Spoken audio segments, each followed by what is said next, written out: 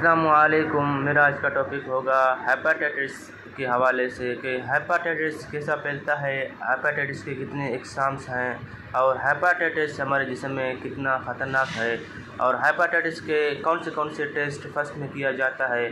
تو ہیپاٹائٹس سے بچاؤ کے لیے، ہیپاٹائٹس کے امراض کے لیے، ہیپاٹائٹس کے بارے میں مکمل جانکاری کے لیے آپ میرے اس ویڈیو کو آخر تک دیکھیں۔ اعظم میڈیکل یوٹیوب چینل کو سبسکرائبر کریں کیونکہ میں ہر روز نئے اچھے انفارمیشن معلومات آپ کے لیے ویڈیوز اپلوڈ کرتا ہوں۔